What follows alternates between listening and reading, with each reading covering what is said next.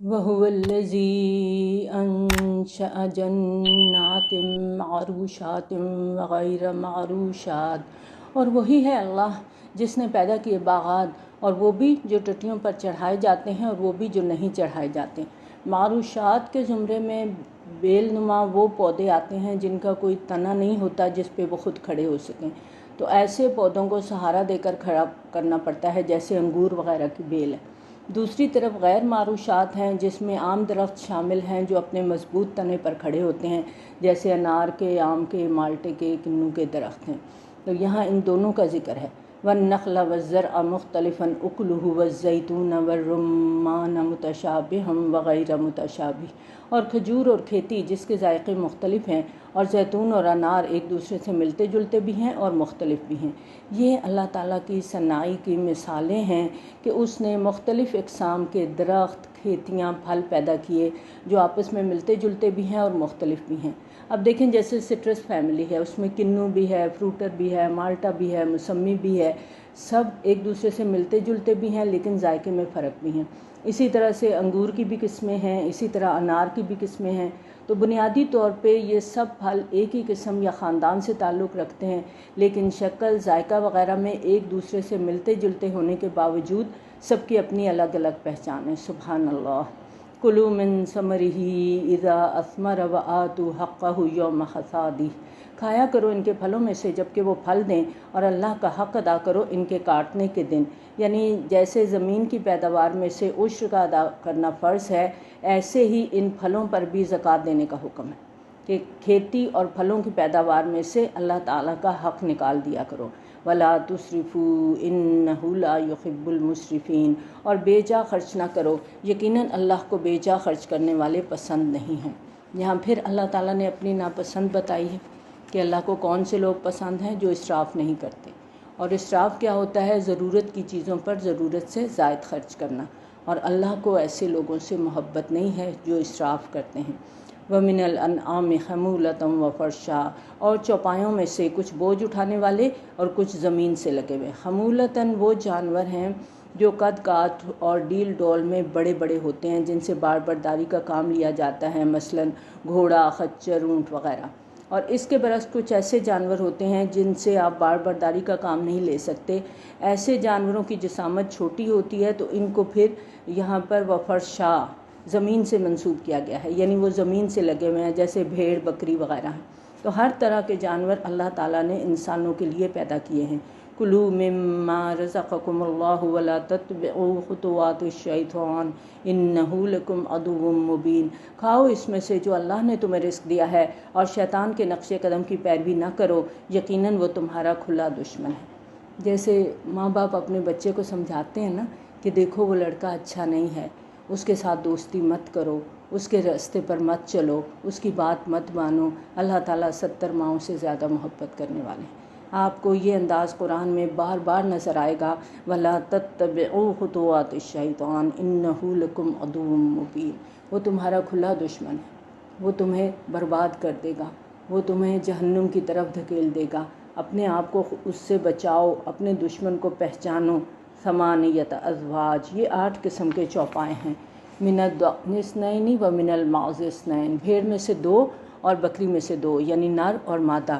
اے نبی صلی اللہ علیہ وآلہ وسلم، ان سے پوچھئے کہ اللہ نے ان دونوں مذکروں کو حرام کیا ہے یا دونوں مؤنثوں کو، یا جو کچھ ان دونوں مؤنثوں کے رحموں میں ہے اسے حرام کیا ہے؟ یہ اس بات کا جواب ہے جو انہوں نے حاملہ ماداؤں کے بارے میں کہی تھی کہ ان کے پیٹوں میں جو بچے ہیں ان کا گوشت صرف مرد کھا سکتے ہیں، یہ عورتوں پر حرام ہے، پیچھے ہم نے پڑھا تھا۔ اور اگر مرا ہوا بچہ پیدا ہوگا تو اس کا گوشت مردوں کے ساتھ ساتھ عورتیں بھی کھا سکتی ہیں۔ آیت نمبر 139 میں یاد آیا نا، آپ کو پڑھا تھا ہم نے۔ اب دیکھیں کہ کسی حلال جانور یعنی مادہ کے پیٹ میں جو بچہ ہے اس میں حرمت کہاں سے آ گئی؟ اللہ تعالیٰ نے کس کو حرام کیا؟ نر کو حرام کیا، مادہ کو حرام کیا، یا بچے کو حرام کیا؟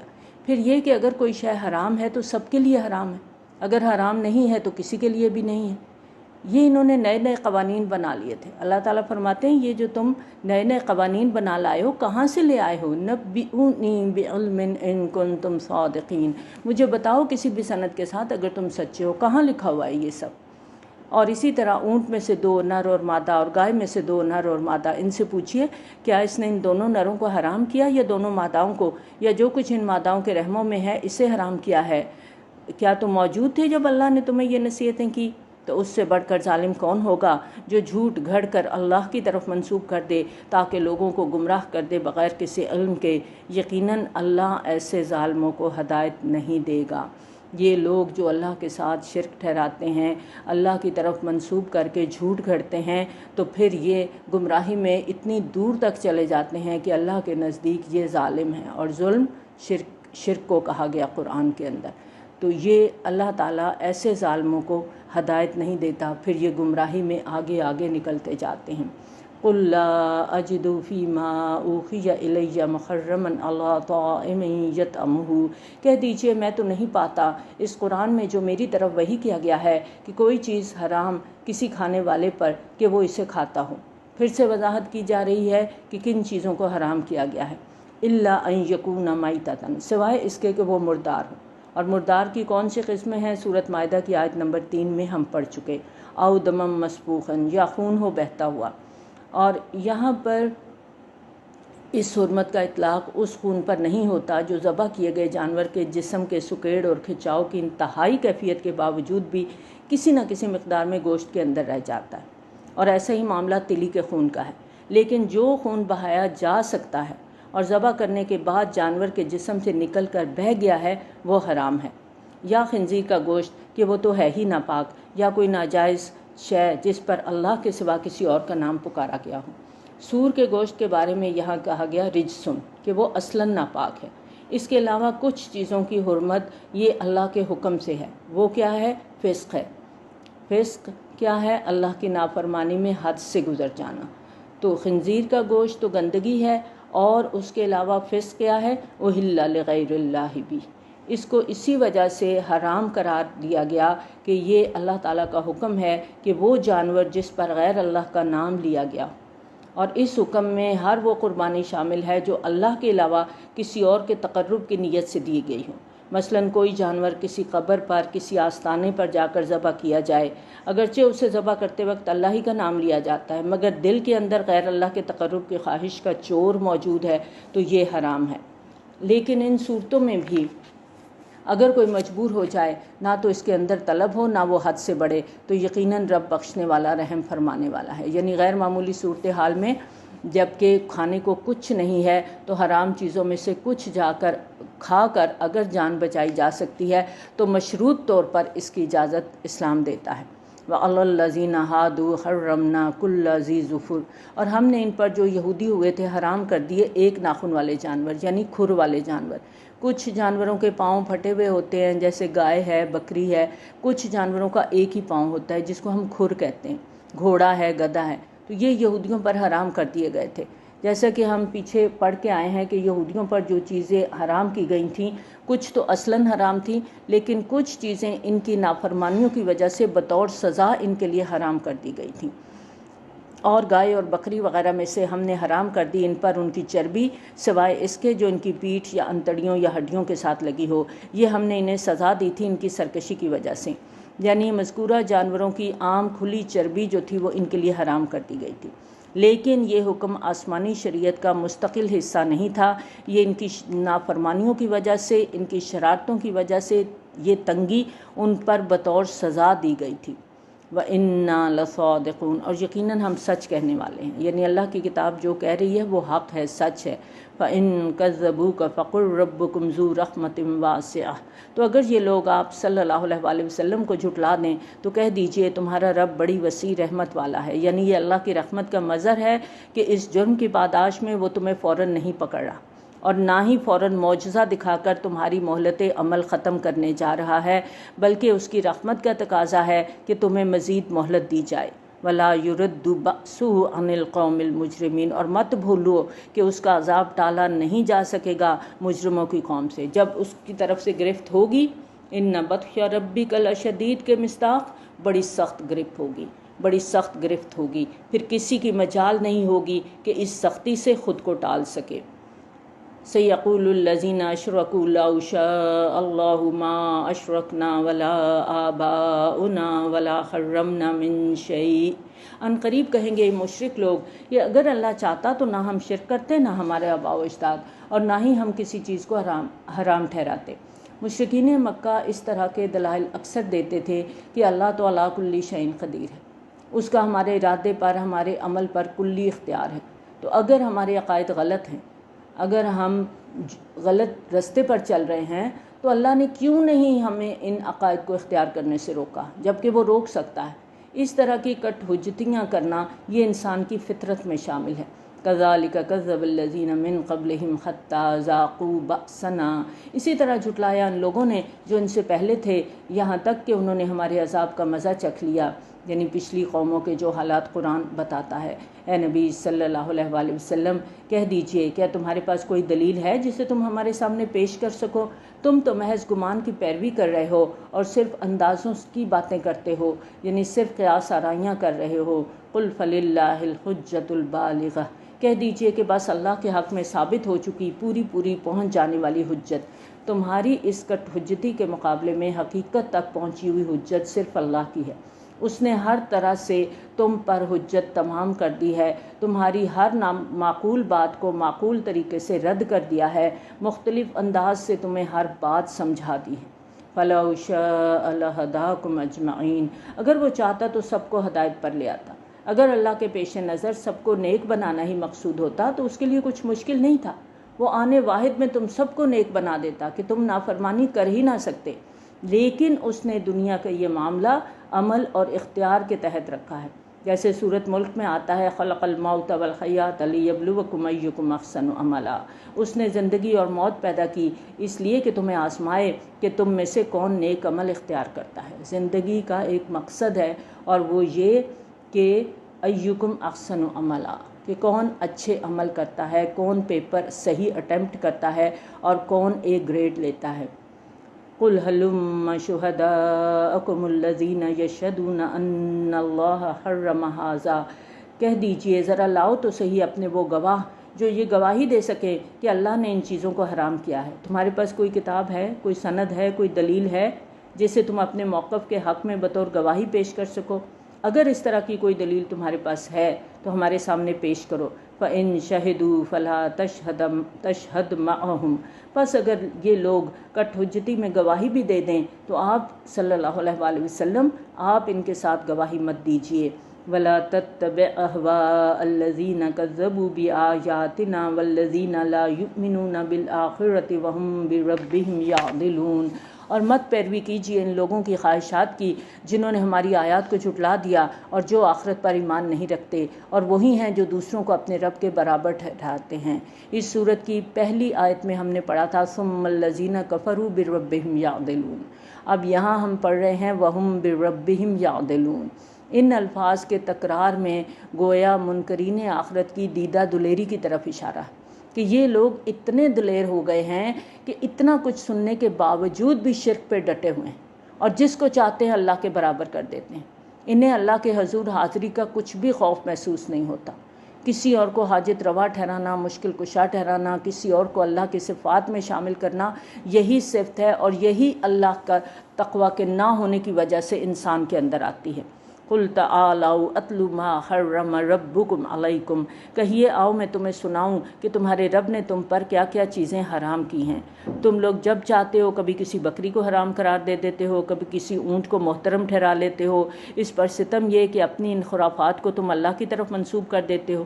تو آؤ میں تمہیں واضح طور پر بتاؤں کہ اللہ تعالیٰ نے کن چیزوں کو محترم ٹھہرایا ہے اور اس بارے میں اس نے کیا کیا حدود مقرر کی ہیں۔ شریعت کے بنیادی احکام دراصل ضرورت اور حکمت الہی کے مطابق قرآن مجید میں مختلف جگہوں پر مختلف انداز میں آئے ہیں۔ چنانچہ ہم دیکھتے ہیں کہ سورۃ بقرہ میں جہاں بنی اسرائیل سے میثاق لینے کا ذکر آیا، وہاں دین کے کچھ بنیادی نکات بیان ہوئے۔ پھر شرعی احکام کی کچھ تفصیل ہمیں سورۃ نساء میں ملتی ہے۔ اس کے بعد کچھ احکامات یہاں اس سورت میں جو ابھی ہم پڑھنے جا رہے ہیں، اور آگے سورۃ بنی اسرائیل میں بھی ہم پڑھیں گے۔ اب کیا چیز اللہ تعالیٰ نے حرام کی ہے یہاں پر بتایا جا رہا ہے، اللہ تشرکوا بہ شیئا وبالوالدین احسانا، یہ کہ کسی شے کو اس کا شریک نہ ٹھہراؤ اور والدین کے ساتھ حسن سلوک کرو۔ یعنی سب سے پہلے تو اللہ تعالیٰ کے ساتھ شرک کو حرام ٹھہرایا، اور اللہ کے حق کے بعد انسانوں میں سب سے پہلا حق والدین کے حقوق کا، اور والدین کے حقوق میں جو کوتاہی ہے وہ حرام ہے۔ قرآن مجید میں یہ تیسرا مقام ہے جہاں حقوق اللہ کے فوراً بعد حقوق والدین کی بات کی گئی ہے۔ اس سے پہلے سورۃ بقرہ کی آیت نمبر 183 اور سورۃ نساء کی آیت نمبر 36 میں والدین کے حقوق کا ذکر اللہ تعالیٰ کے حقوق کے فوراً بعد کیا گیا ہے۔ اس سے اس اہمیت کا اندازہ ہوتا ہے کہ والدین کے حقوق اولاد کے لیے کتنے زیادہ ہیں۔ آپ دیکھیں کہیں بھی اولاد کی بات نہیں کی گئی کہ والدین اولاد کا خیال رکھیں، کیونکہ وہ نیچرل ہے، لیکن عام طور پر جب والدین بوڑھے ہو جاتے ہیں تو اولاد اپنی اولاد میں مگن ہو جاتی ہے اور ان کو پیچھے چھوڑ دیتی ہے۔ اس لیے قرآن بار بار اس بات کی یاد دہانی کرواتا ہے کہ وَبِالْوَالِدَيْنِ احسانا، اور والدین کے ساتھ احسان کا رویہ کرنا ہے، ایکسیلنٹ لیول کا رویہ کرنا ہے۔ وَلَا تَقْتُلُوا أَوْلَادَكُم مِّنْ إِمْلَاقٍ نَحْنُ نَرْزُقُكُمْ وَإِيَّاهُمْ، اور اپنی اولاد کو قتل نہ کرو تنگ دستی کے خوف سے، ہم تمہیں بھی رزق دیتے ہیں اور انہیں بھی دیں گے، اور بے حیائی کے کاموں کے قریب مت جاؤ چاہے وہ ظاہر ہوں یا خفیہ ہوں، اور مت قتل کرو اس جان کو جسے اللہ نے محترم ٹھہرایا ہے مگر حق کے ساتھ۔ بنیادی طور پر اللہ تعالیٰ نے ہر انسانی جان کو محترم ٹھہرایا، لہٰذا کسی اصول یا حق یا قانون کے تحت ہی کسی انسانی جان کا قتل ہو سکتا ہے۔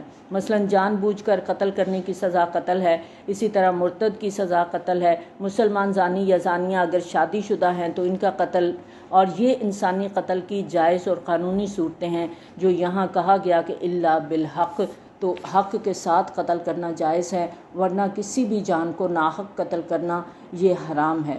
ذالکم وصاکم بہ لعلکم تعقلون، یہ باتیں ہیں جن کی اللہ تمہیں وصیت کر رہا ہے تاکہ تم عقل سے کام لو۔ ولا تقربوا مال الیتیم الا بالتی ہی احسن حتی یبلغ اشدہ، اور یتیم کے مال کے قریب مت جاؤ مگر بہترین طریقے سے، یہاں تک کہ وہ اپنی جوانی کو پہنچ جائے۔ یتیم کے مال کو ہڑپ کر لینا یا ردی مال اپنا اس کے مال میں ملا کے اس کے اچھے مال پر قبضہ کر لینا یہ حرام ہے۔ بنیادی طور پر یہ مکی دور کے احکامات ہیں، لیکن یتیموں کے حقوق کی اسلام کے اندر بہت زیادہ اہمیت ہے، اس وجہ سے مدنی صورتوں میں بھی اس کے بارے میں احکامات آئے ہیں۔ پیچھے سورۃ بقرہ میں بھی ہم نے آیت نمبر 220 میں پڑھا، سورۃ نساء کی آیت نمبر 2 کے اندر بھی ہم نے پڑھا، اور یہاں پر بھی یتیم کے مال کی حفاظت کی بات کی گئی ہے۔ اور پورا کرو ناپ اور تول کو عدل کے ساتھ، ہم نہیں ذمہ دار ٹھہرائیں گے کسی بھی جان کو مگر اس کی وسعت کے مطابق، یعنی بغیر کسی ارادے کے اگر کمی بیشی ہو جائے تو اس پر گرفت نہیں ہے۔ پھر اللہ تعالیٰ نے ہمیں سورۃ بقرہ میں دعا کے کلمات بھی سکھائے نا، ربنا لا تؤاخذنا ان نسینا او اخطأنا، اے ہمارے رب اگر ہم بھول جائیں یا ہم سے خطا ہو جائے تو ہم سے مواخذہ نہ کرنا، لیکن اگر جان بوجھ کر بھی ذرا سی بھی ڈنڈی ماری تو وہ قابل گرفت ہے، اس لیے کہ جان بوجھ کے گناہ کا ارتکاب کرنا، نافرمانی کرنا در حقیقت اس بات کا ثبوت ہے کہ یا تو انسان کو آخرت کا یقین نہیں ہے یا اس کے اندر اللہ کا تقویٰ نہیں ہے، اسے یہ سوچ ہی نہیں ہے کہ اللہ مجھے دیکھ رہا ہے۔ تو جان بوجھ کر کوئی بھی منفی حرکت یہ ایمان کی نفی کر دیتی ہے۔ وَإِذَا قُلْتُمْ فَاعْدِلُوا وَلَوْ كَانَ ذَا قُرْبَىٰ وَبِعَهْدِ اللَّهِ أَوْفُوا، اور جب بھی بات کرو تو عدل کی بات کرو، چاہے قرابت دار ہی کا معاملہ ہو، اور اللہ کے عہد کو پورا کرو۔ تمہاری بات چیت کھری انصاف پر مبنی ہو، جانبداری نہ ہو، چاہے قریب ترین رشتہ داری کا معاملہ ہو۔ پیچھے بھی ہم نے یہ پڑھا۔ اسی طرح اللہ کے نام پر، اللہ کے حوالے سے یا اللہ کی قسم کھا کر جو بھی عہد تم کرو اس کو بھی پورا کرو۔ جیسے ہم ایک عہد روز کرتے ہیں، فریکوینٹلی کرتے ہیں، ایاک نعبد و ایاک نستعین کرتے ہیں نا، تکرار کے ساتھ ہر روز، ہر نماز میں، ہر رکعت میں۔ تو ہر انسان نے دنیا میں آنے سے پہلے بھی اللہ تعالیٰ سے ایک عہد کیا تھا، یہ ہم آگے سورۃ اعراف میں پڑھیں گے۔ تو اس طرح روزمرہ زندگی کے اندر بہت سے عہد ہیں جن کو پورا کرنا ضروری ہے۔ ذالکم وصاکم بہ لعلکم تذکرون، یہ وہ چیزیں ہیں جن کا اللہ تمہیں حکم دے رہا ہے تاکہ تم نصیحت حاصل کرو۔ یہ جو احکامات آئے ہیں یہ دین میں اہمیت کے حامل ہیں، اور انسانی کردار کی عظمت کی علامت ہے، اور یہ احکامات انسانی تمدن اور اخلاقیات کی بنیادیں ہیں۔ ہم سب کے لیے بھی یہ احکامات ہیں، ہم سب کو بھی ان پر عمل کرنا ہے، اور جو ان پر عمل کرے گا وَأَنَّ هَذَا صِرَاطِي مُسْتَقِيمًا فَاتَّبِعُوهُ، اهْدِنَا الصِّرَاطَ کی دعا کرتے ہیں نا، تو اس کے لیے پریکٹیکل ورک اللہ تعالیٰ نے دے دیا، سلیبس اللہ تعالیٰ نے دے دیا کہ یہ میرا سیدھا راستہ ہے۔ صراط مستقیم چاہتے ہو تو ان باتوں پر عمل کرو، پس تم اس کی پیروی کرو۔ فَاتَّبِعُوهُ، دین کے اصل اصول وہ ہیں جو اللہ تعالیٰ نے بتائے ہیں۔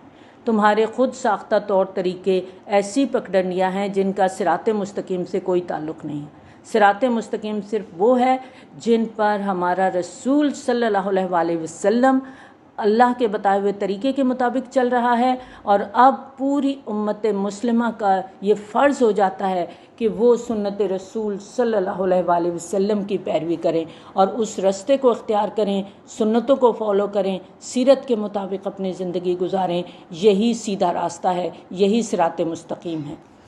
وَلَا تَتَّبِعُوا السُّبُلَ فَتَفَرَّقَ بِكُمْ عَنْ سَبِيلِهِ، اور اس راستے کو چھوڑ کر دوسرے رستوں پر نہ جاؤ کہ وہ تمہیں اللہ کی راہ سے بھٹکا کر ادھر ادھر کر دیں۔ یعنی اگر تم خود ساختہ مختلف پگڈنڈیوں پر چلنے کی کوشش کرو گے تو سیدھے راستے سے بھٹک جاؤ گے۔ یہ سواء السبیل ہے، تمہیں اسی پر چلنا ہے۔ قرآن کا راستہ ہی اصل راستہ ہے۔ آپ دیکھیں، آپ کہیں پہ جا رہے ہیں، آپ وہاں پر آپ کو پتہ ہے کہ آپ سیدھے جائیں گے تو آپ منزل تک پہنچ جائیں گے۔